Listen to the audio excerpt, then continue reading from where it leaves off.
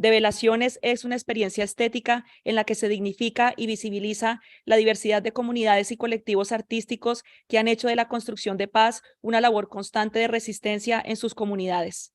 Esta obra es una creación colectiva que da cuenta del poder del teatro como instrumento y legado que construye y repara la devastación social ocasionada por la guerra.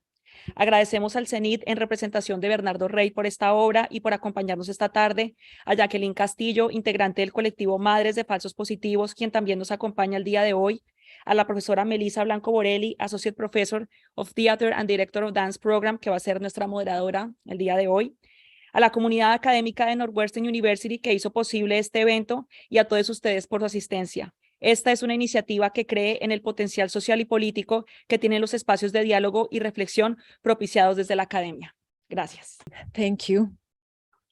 As a Colombian, it just like I haven't seen it. I knew about it, but nunca la había visto.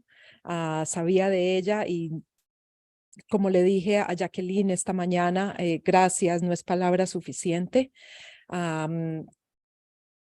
Como colombiana, ver esto y entender un montón de códigos muy específicos sobre la historia del país, la historia del conflicto, las diferentes identidades regionales, raciales, etcétera. Me pregunto yo, las personas que no son colombianas se conectan con esta obra desde la emoción, desde el sentimiento, desde la humanidad, ¿no? Y darles las gracias precisamente por recordarnos que esto es una historia universal y que no solo es Colombia, sino que en realidad es la humanidad misma. Entonces, agradecerte por eso. Simplemente recordarle a las personas que nos están viendo de manera remota que hay una traducción y que este es un evento organizado por Latin American and Caribbean Study Program y organizado por estudiantes y profesores colombianos que trabajamos acá en la Universidad de Northwestern. Y Sofía Sánchez va a ser nuestra moderadora, que es estudiante de español y portugués y trabaja precisamente todos estos temas de teatro, de danza, de representaciones.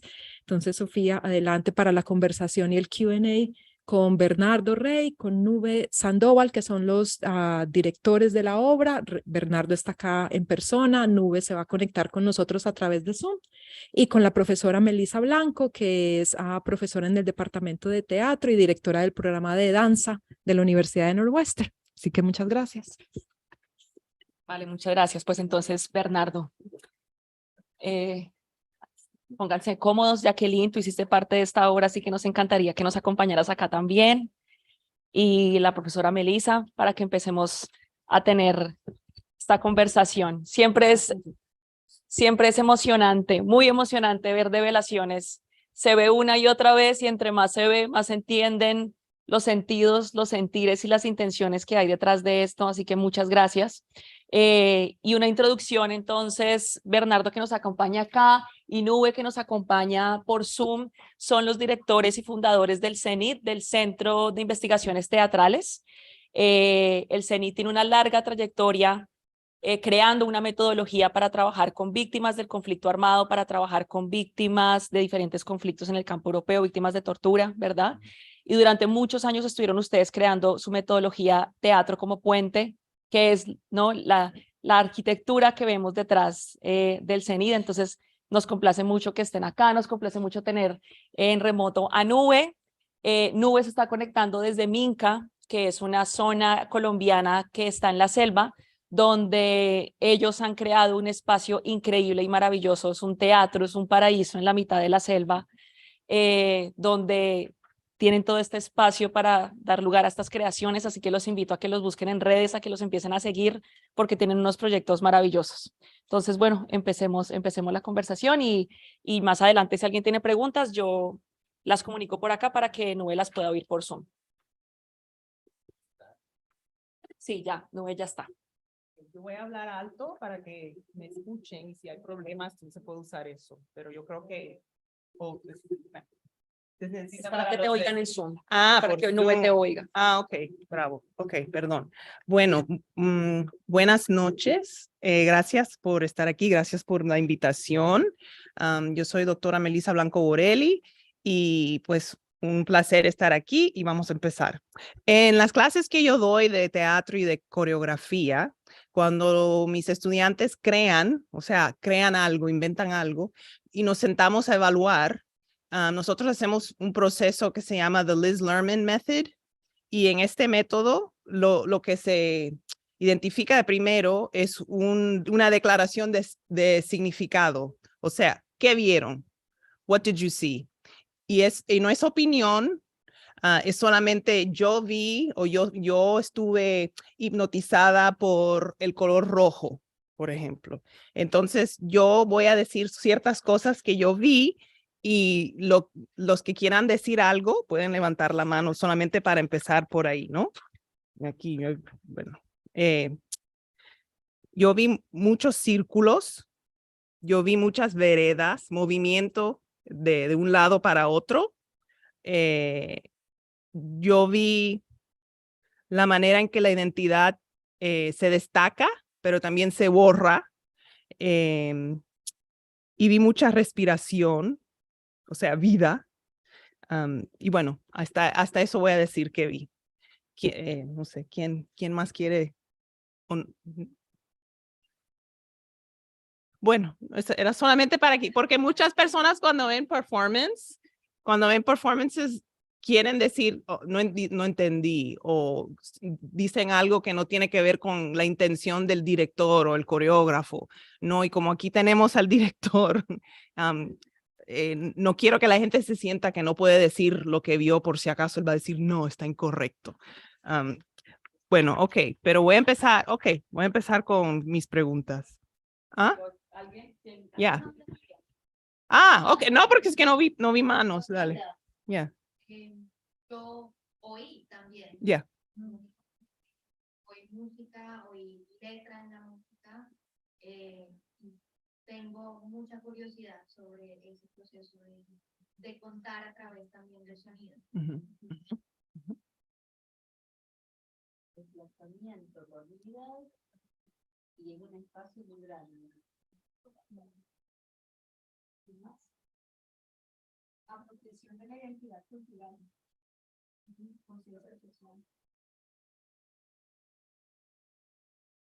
La fuerza y mucho dolor.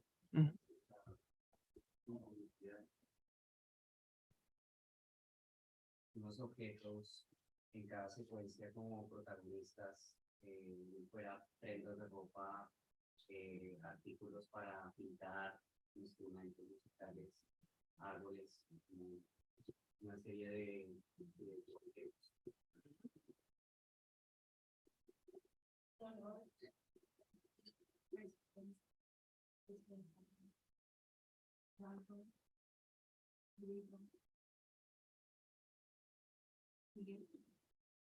También la resignificación de escenas icónicas, la escena,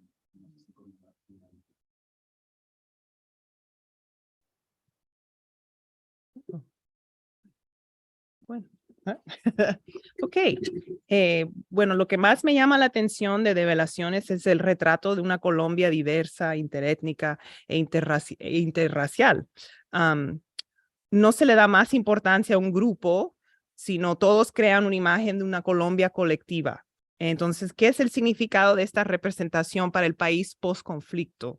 Porque, por ejemplo, en las redes sociales o en la cultura popular, siempre que uno imagina Colombia es, por ejemplo, cuando yo digo, oh, mi mamá es de Barranquilla, ya la gente dice, oh, Shakira y Sofía Vergara, o la cumbia, o siempre hay como ciertas identidades de Colombia que circulan.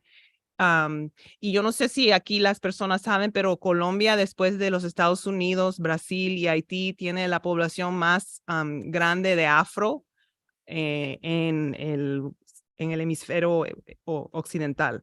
Y mucha gente no sabe eso, que Colombia tiene un alto porcentaje de afrocolombianos. Entonces, vuelvo a la pregunta, ¿qué es el significado de esta representación tan diversa para el país post-conflicto?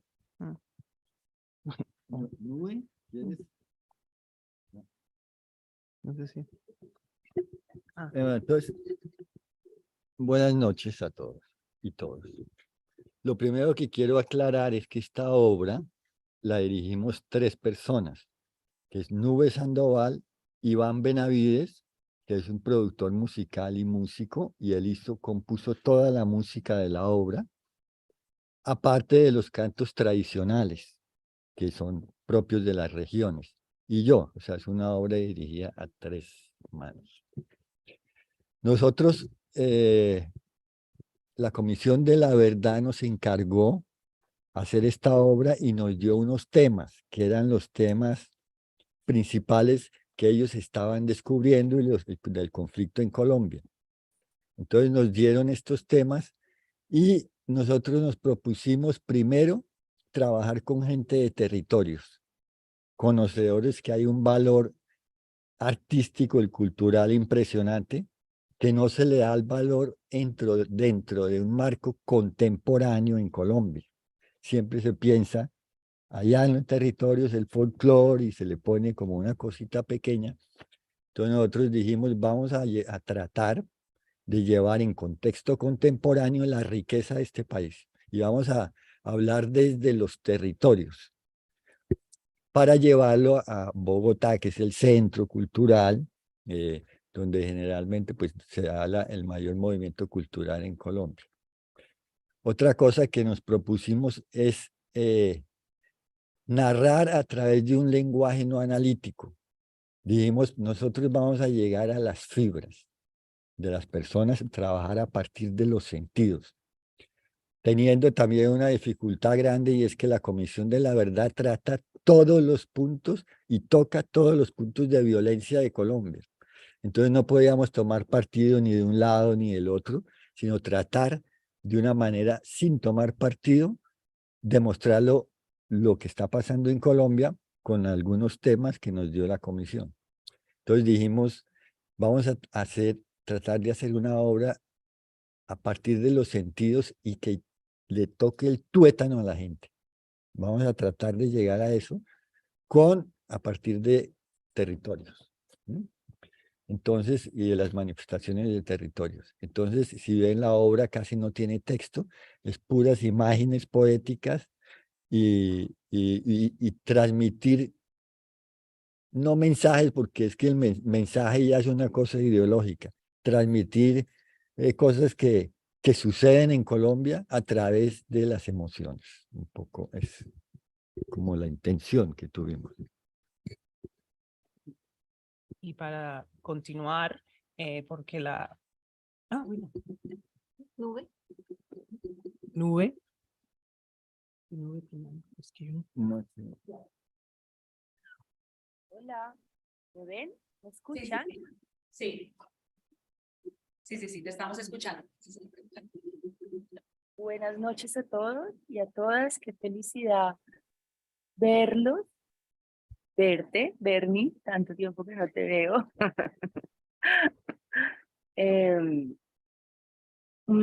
Con respecto, bueno, a la primera pregunta, lo que están en este momento hablando, es importante pues resaltar el hecho de cómo se trabajó durante toda la obra, toda la creación de la obra, en darle voz y espacio a los invisibilizados, a los que históricamente han sido invisibilizados en nuestro país, que son la población afro y la población indígena. En ese sentido, digamos que es una de las razones por las cuales hacen tanta presencia y con tanto ahínco están ahí, porque finalmente eso somos Colombia, esa diversidad es nuestra gran riqueza, esa multietnicidad es de las cosas más ricas que tenemos, más ricas en sentido de riqueza, de valor. Y el objetivo de la obra, entre otros, es también darle, subrayar eso como uno de los grandes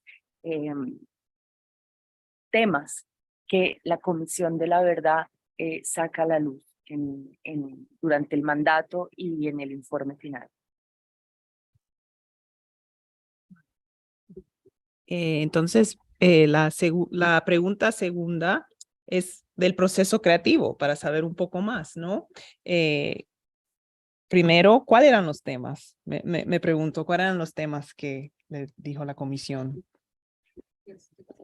Entonces, bueno, entonces básicamente, pues lo que más o menos conocemos, el secuestro, el reclutamiento forzado, las masacres, el éxodo, pues todo lo que pasa en Colombia, el racismo, el clasismo, eh, El narcotráfico. el narcotráfico, ¿sí?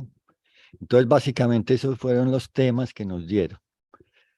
Y quiero aclarar otra cosa, no es solo a través de las emociones, más que de las emociones es de los sentidos, ¿sí? Transmitir a través de los sentidos y no de la palabra y del análisis. ¿Mm? Y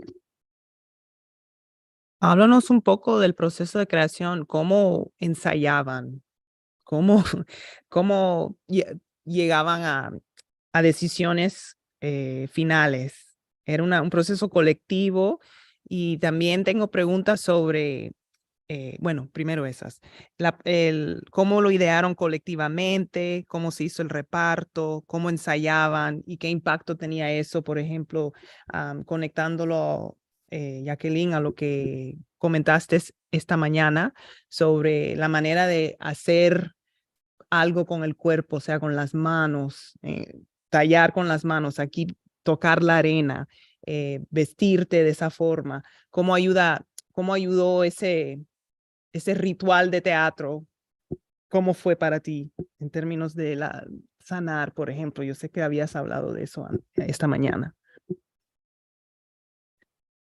En verdad que para nosotros fue bastante maravillosa esta obra de teatro y aún en este momento volverla a ver, se me aguan los ojos cada vez que veo varias de estas escenas, como decía Bernardo. Hay tantos territorios tan olvidados en tantas situaciones terribles que hemos vivido en Colombia y no era limitarnos a hacer un trabajo por algo en específico, sino poder hacer esa juntanza de hechos victimizantes y poder reclamar a través del arte la justicia, la verdad. Pero así como había lágrimas, porque habían escenas que en verdad tuvimos que llorar, había ratos de reír, de tratar de imitar a las otras escenas que tal vez Bernardo, por estar ocupado, nunca nos vieron. Pero nos gozábamos los espacios, eran horas, porque fueron muchas horas, fueron muchos días de reír, de llorar, pero en verdad que poder uno sacar de esa manera esas heridas y todo el dolor que nos causaron es muy significativo, sin tener que dar un texto, sino pues a través de las imágenes y de las acciones que hacemos. Yo quiero contarles un poco, digamos, de lo que fue el proceso de creación del guión. Cuando nos convoca la Comisión de la Verdad a Bernardo, a Iván y a mí, a crear y a dirigir esta obra, una gran puesta en escena que refleje a través de los lenguajes del arte, pues los temas que durante el mandato de la comisión iban finalmente y salieron finalmente explícitos en el informe final. Nos encerramos aquí en la selva, en la Sierra Nevada, donde tenemos nuestro teatro, con Bernardo y Iván, 20 días, a tratar de entender cómo darle cuerpo a este pedido. Para nosotros obviamente fue y sigue siendo un gran honor y un gran privilegio haber podido participar de este hermosísimo proyecto. Empezamos como un caudal, siempre lo evoco yo de alguna manera, un caudal de ideas, un gran encuentro de estímulos, donde alguien decía algo y el otro lo multiplicaba por por 30 y una idea apoyaba a la otra y una idea hacía surgir otra y habían momentos también de gran silencio donde no sabíamos como para dónde ir, qué rumbo coger y pasaban horas y de pronto a alguien se le ocurría algo y eso desembocaba en otra cantidad de cosas hasta que finalmente, bueno, logramos entender hacia dónde coger, qué rumbo coger y hay una imagen, una metáfora que usamos a menudo para describir un poco cómo se creó este guión de la obra de Develaciones y fue que en un momento dado empezamos a imaginarnos las escenas como piedras que al unirse podían unir, otra vez, valga la redundancia, las orillas de ese río, donde se entiende el río como Colombia, como su historia, como su diversidad, como todos sus problemas y todas sus bellezas, sus glorias y sus miserias. Pero para poder pasar a esa otra orilla, también digamos entendiendo la otra orilla como la obra ya terminada, había que unir las piedras, las grandes, o sea, o al menos las que pensábamos como las piedras matrices, las dimos de alguna manera nosotros tres en ese encuentro durante esos 20 días encerrados en la Sierra Nevada de Santa Marta, pero teníamos muy claro que nunca podía ser decisiones unilaterales, que no podíamos llegar a los territorios a decirles, miren, tienen que hacer esto y esto y esto, sino que se trataba de un diálogo. Que la única manera posible de crear ese puente de piedras era yendo a los territorios y trabajando con los artistas. Para escoger a las personas con las que finalmente trabajamos, a los grupos, a las comunidades, entendimos de inmediato que tenían que haber dos condiciones. Una, que tuvieran arraigo en sus territorios, que tuvieran raíz, que tuvieran procesos pedagógicos, que tuvieran semillero. Y la segunda gran condición era que lo que hicieran fuera de la más alta calidad. Eso pues se ve reflejado en todas las manifestaciones artísticas de las cuales ellos son realmente maestros y maestras. Es una de las otras cosas que es importante también resaltar y es lo que sí, de alguna manera también lo decía Bernardo, entender que es hacer, tratar, buscar o al menos buscar esa calidad en los territorios, ¿no? O sea, hacer algo de calidad con los territorios. Y ese puente de piedras finalmente fue terminado en cada uno de los lugares donde fuimos a trabajar, en Uribe, en Guapi, en Quibdó, en Barranquilla y en Bogotá, donde finalmente se reúne todo el grupo y hacemos lo que nosotros llamábamos un poco entre chistes el ensamble nacional y se reunieron, nos reunimos con los 102 participantes para ensamblar este gran rompecabezas. Mucho que coordinar. ¿Qué ha sido la reacción en Colombia con esta pieza? ¿Han habido foros para escuchar y dialogar sobre la obra? Ya que parte del trabajo de, por ejemplo, de CENIT es teatro como puente. Entonces, ¿qué tipo de puente ha creado hasta ahora que se ha visto en Colombia? ¿Qué efecto, qué impacto ha tenido la pieza? Hace un momento Bernardo decía de tocar fibras y realmente esta obra de teatro creo que se ha llegado a eso, a tocar fibras. En cada parte donde presentamos esta obra, al finalizarla, terminando la obra, pues era una de las personas que estaba como al frente de las personas que estaban en el teatro y creo que no hubo una persona que no desgarró alguna lágrima. Y esa era como la finalidad de tocar las fibras y seguir tocando las fibras de todos, porque es que esto nos compete a todos. El dolor que se ha vivido desde diferentes hechos victimizantes debe tocarnos las fibras a todos. No es solamente una en exclusivo, sino unirnos, hablar de esa juntanza y poder seguir buscando esos caminos de reconciliación. Nosotros cuando hicimos la obra nos propusimos hacer un duelo.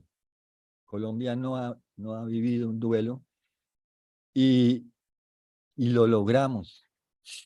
Sorpresivamente nos sorprendió el estreno de la obra, fue ver a 1.200 personas llorando. Fue una cosa, y después fuimos a la parte de atrás de la escena y eran las 102 personas abrazadas llorando. Y pues yo que he tenido duelos, como pienso que muchos familiares, el momento del duelo es el momento como del regocijo, del llanto colectivo, de entre tristeza y alegría, es un momento de limpieza. Y yo creo que esta obra lo logramos, y a mí como teatrero, llevo 40 años haciendo teatro, me dio y me abrió una luz de lo que yo quiero seguir haciendo, y es llegar a tocar catarsis, llegar a la catarsis, porque tiene una potencia que no lo tiene ningún discurso de la palabra, es una mezcla de todo. Entonces, yo como teatrero quiero seguir por esa vía, y es tocar las fibras profundas de la gente y mías. Entonces, las reacciones de verdad fueron sorprendentes. Las 6 funciones, lleno, 1.800 personas en el Teatro Mayor, lleno. En Medellín 1.800 personas, en Bogotá 1.300, y era gente, salían en silencio, conmovidas. Y eso para mí fue un descubrimiento, como volver a entender el origen del teatro, que era llegar a la catarsis para la limpieza colectiva. Entonces me parece fundamental eso, y es, en el fondo, lo que queda es el amor a través de la palabra, del cuerpo, del canto. Entonces, el amor en el buen sentido, no el curso, sino el amor de verdad, de sentir algo bien profundo, el sentir el colectivo. Esa es una de las bases del trabajo del teatro como puente, que es la metodología que nosotros creamos, que es yo soy, como dice el Ubuntu, yo soy porque somos. Entonces, siempre buscamos el cuerpo colectivo en el trabajo nuestro en el teatro como puente, que es el cardumen. El cardumen es una cosa, una imagen impresionante, porque es ver uno 10.000 pescados reaccionando en milésimas de segundo, completamente conectados, que eso lo hemos perdido en los hombres, o hay unos pájaros que hacen lo mismo. Entonces, parte de nuestro trabajo del teatro como puente es volver al cuerpo colectivo. Ya no importa el artista, yo siempre he dicho que a mí la palabra del artista cada vez me alejo más, y más somos como servidores del cuerpo colectivo, de lograr que haya una cohesión en el colectivo.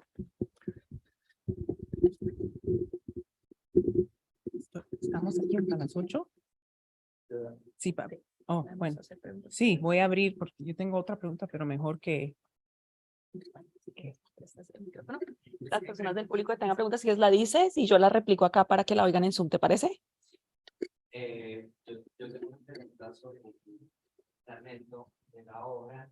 Se ha mencionado, han dicho ustedes, que el propósito de la obra era llegar a transmitir por medios distintos a la palabra. Sin embargo, hay un fragmento de la obra en que la palabra tiene un protagonismo especial en la escena en la que están estas personas en el banquete. Y digamos que es una escena en la que hay una estructura narrativa como más convencional con la palabra, que para muchos colombianos pues es, digamos, un referente claro, ¿no? Y como persona que creció en Colombia, en Bogotá, lejos de la guerra, era el discurso que se escuchaba permanentemente. Usted mencionó que el propósito era como no tomar partido, que uno de los propósitos era presentar las cosas tal cual eran. Pero yo me pregunto cuál fue la reacción con este fragmento con el cual es muy difícil no tomar partido, ¿no? Es casi que deliberadamente como sentar una posición, ¿no? ¿Cuál fue la reacción con ese fragmento en particular, en donde la palabra tenía una especial importancia, con personas, por ejemplo, que estaban y que han estado públicamente en contra de la comisión, en altos mandos y en la esfera pública, ¿cómo ha sido como la relación con ese fragmento? ¿Cómo se construyó? Bueno, me dicen que nos oyen muy bien en Zoom, entonces no tengo que repetir, así que tú puedes responder. ¿Que no se oye o que se oye? Esa escena, llegamos a tener dudas de mostrar el texto, de decir el texto porque por sí sola habla. Inclusive nos dijeron que pase y ya se entiende. Y no, yo la he mostrado a gente, trabajadores del teatro, y me dicen, uy, eso es así. O sea, realmente ni siquiera necesitamos ese texto, que fue también las intenciones de la obra. Ricardo Silva, el escritor colombiano, nos ayudó mucho en los textos y ya nos daba era risa porque escribió muchos textos para que no se oyeran. Por ejemplo, la escena de las ventanas del edificio enfrente, eso fue un tema que Lucía González, la comisionada, cuando le mostramos el guión, y donde dice, pero una señora como yo, ¿dónde está reflejada aquí? De clase media, ¿sí? Que es lo que es gran parte de los colombianos que vivíamos, yo ya no vivo en la ciudad, que ven la guerra por televisión, y dice, yo no estoy aquí. Entonces nos imaginamos esa escena de mirar a través de un edificio de enfrente lo que pasa, sobre todo que era épocas de pandemia y uno veía todo y como una narrativa ahí de lo que está pasando sin oír texto. Entonces era muy cómico porque Ricardo, necesitamos un tema para que los que estén en la mesa o los que estén en todas esas escenas hablaran, y Ricardo escribía textos, pero no nadie los oía. Entonces ya nos iban... No, entonces este texto nace a partir de de un escrito, de más ver a la Colombia o a un país como una empresa para que sea efectivo, ¿sí? Entonces resolvimos dejarlo, Ricardo Silva escribió, pero no es necesario, no es necesario el texto. Podríamos pasar la imagen y ya hice todo, ¿sí? Que eso también fue un poco las intenciones de esta obra, de dejar los textos y pasar solo imágenes y metáforas, ¿sí? Bueno, si quieres volvemos. Yo quiero ir al principio de lo primero que dijiste, que nosotros en el teatro como puente, nosotros empezamos trabajando en el año 96, pero logramos consolidar nuestra metodología en Italia trabajando 10 años con refugiados víctimas de tortura. Y en un mismo salón teníamos 30 lenguas, gente que apenas estaba llegando en barcos desde África, sobre todo África, Afganistán, Palestina, bueno, todas esas zonas que los teníamos en un salón y eran los casos más graves de tortura, y el, el Consejo Italiano para los Refugiados nos los entregaba a nosotros para hacer teatro con ellos. Eso fue un proyecto de 10 años. Entonces, este fue un punto clave para nuestro trabajo, era entender que no podíamos usar la palabra, porque si yo hablaba y trataba de explicarle algo a alguien, mientras explicaba en 4 o 5 lenguas, que era pues lo que más o menos se hablaba, se pasa el tiempo y el ritmo y no pasa nada, no pasa nada literalmente. Entonces dijimos nada, aquí vamos a hacer acciones. Y entender también una cosa fundamental, y es que nosotros nos preguntamos siempre cómo hacer algo de calidad con gente que nunca ha hecho teatro. O sea, fue una gran pregunta. Entonces nosotros fuimos al origen, dijimos, pues preguntémonos qué es el actor. Entonces uno le pregunta a la gente qué es el actor. Entonces generalmente dicen, pues sí, el que hace cine o el que representa a otro o el que hace teatro. Y fuimos más al fondo y decir, no, el origen de la palabra es un ser humano que hace una acción. Esa es la palabra. Entonces dijimos, todos hacemos acciones humanas sin tener que ser actores en el sentido convencional. Entonces vamos a trabajar a partir de acciones, ya que no podemos trabajar con la palabra en un contexto donde la gente no nos entiende. Vamos a hacer acciones concretas, y ese para mí es una de las palabras más importantes del trabajo: concreto, ser concreto, hacer cosas concretas. Eso ha sido como el fundamento, yo creo, que de nuestro trabajo. Entonces, la calidad, ¿cuándo viene? Cuando un ser humano hace algo de verdad, o sea, auténtico, es creíble. Y lo que es creíble es calidad. Eso en el teatro es eso. Un buen actor de cine es que uno le cree todo. un mal actor es que uno no le cree. Y ese es, yendo a tu pregunta al inicio, Stanislavski, uno de los primeros, si no el primer investigador a fondo del oficio del actor en ruso, por allá a principios del siglo pasado, decía, hay dos preguntas que hay que hacerse: que sea creíble y que sea entendible. Entonces, si uno le entiende y le cree, eso es el oficio nuestro, que es complicadísimo lograr eso. Pero entonces era un poco buscar con las personas que no habían hecho teatro ni nada, hacer acciones concretas y después repetirlas. Entonces eso fue un poco como el fundamento del teatro como puente, que es lo que trabajamos.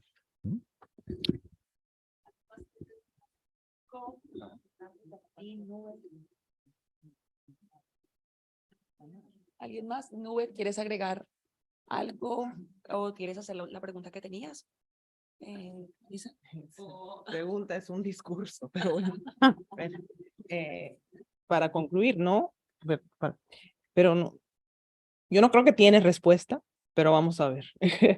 En el contexto del conflicto en Colombia, el arte y la cultura suelen ser abordados desde su valor o antropológico o estético, ¿no? La antropología privilegia el valor de las diferencias culturales y la necesidad de garantizar estas multiplicidades para una convivencia pacífica, mientras que la estética permite que el objeto artístico, o sea, esta obra, ¿no?, facilite o exprese procesos de trauma o reconciliación. Se habla menos de los procesos, pero aquí estamos hablando de procesos, se habla menos de los procesos que contribuyen a la elaboración de la cultura y el arte, de lo que estos pueden significar o incluso de las funciones que tienen. Ahora, pensando en develaciones, lo que para mí develaciones es una forma de justicia simbólica, justicia epistemológica, porque está demostrando los conocimientos indígenas, los conocimientos afros, los que han, yo sé que tienen, citan saberes indígenas, tiene el idioma indígena, varios idiomas, el guayú se escucha, tienen, citan a Manuel Zapata Olivella, el polímata afro. La voz que más se escucha es una voz rural, voz de mujer.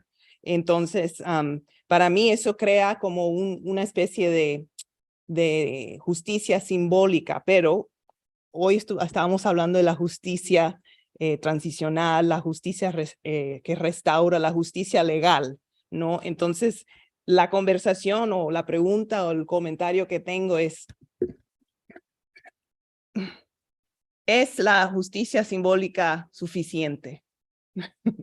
Específicamente cuando el Estado quizás nunca va a dar la justicia legal. Entonces, ya con que 6 presentaciones de develaciones con 1000 y pico de personas han tenido ese duelo colectivo, ¿es eso suficiente o no? ¿O qué más puede pasar? No sé, ¿qué más se puede hacer, no? Entonces, para Yo creo, ampliar un poco esto del catarsis, el poder del arte. Ya, Nube, perdón. sí, gracias. Yo creo que obviamente nunca va a ser suficiente. Yo creo que la justicia, digamos, la justicia que requieren las víctimas, no, para ellas nunca va a ser suficiente pues la simbólica, pero contribuye a construir este país que es, entre todos estamos en la tarea, contribuye a cambiar paradigmas, contribuye a cambiar imaginarios fundamentalmente, ¿no? A cambiar el lenguaje. Eso ha sido clave. Y bueno, esta obra es uno de esos ejemplos, pero han habido infinidad. La Comisión de la Verdad realmente hizo a lo largo y ancho de todo el país cantidad de actos y acciones artísticas para que a través de lo simbólico se apoyara pues todo lo otro pues que es lo que las víctimas y lo que el pueblo de Colombia y lo que todos estamos esperando, y es que la justicia finalmente se haga. Creo que es fundamental creo que hace parte de la construcción de un país, esos imaginarios. Y en ese sentido yo también añadiría que una de las cosas, de las columnas vertebrales en la creación de esta obra fue nunca, digamos, nombrar las cosas directamente, sino usar la metáfora, la poesía en la imagen, la poesía en el movimiento, en los cuerpos, siempre buscando esa transversalidad que da lo emocional, lo visceral, entender a través de otras inteligencias y no solamente la inteligencia racional. Igualmente, crear un lenguaje, o no crear, sino tratar a través de un lenguaje épico de contar la saga del pueblo colombiano, ¿sí? Que es a través de eso en la historia de la humanidad se han creado los grandes cambios y los cambios de paradigma, ¿no? De cambiar ese imaginario colectivo y ese imaginario común sobre lo que somos y para dónde vamos. Entonces, seguramente no es la única manera, pero ayuda y contribuye y estamos convencidos de que hay que seguir haciendo.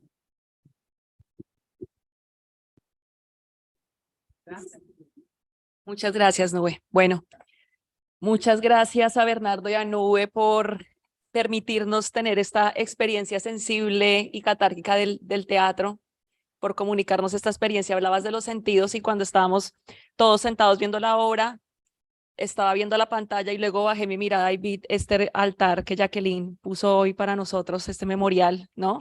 Y sentí que estábamos en esta experiencia de duelo colectivo y se siente uno muy afortunado de tener esta oportunidad y esperamos que muchas personas también tengan esta oportunidad de vivir esta experiencia de resiliencia a través del arte. Así que gracias por permitirnos esto. Gracias, Jacqueline, por tu lucha, por hacernos parte de esto que nos apela a todos, de una lucha inalcanzable por la búsqueda de la justicia, de la que todos sin duda queremos hacer parte. Así que gracias a ustedes, al colectivo Mafapo, por ser un referente en la búsqueda de la paz. Gracias, Melissa, por esta conversación, a todos por acompañarnos y bueno, que viva el teatro. Gracias a ustedes. Jackie, un abrazo inmenso.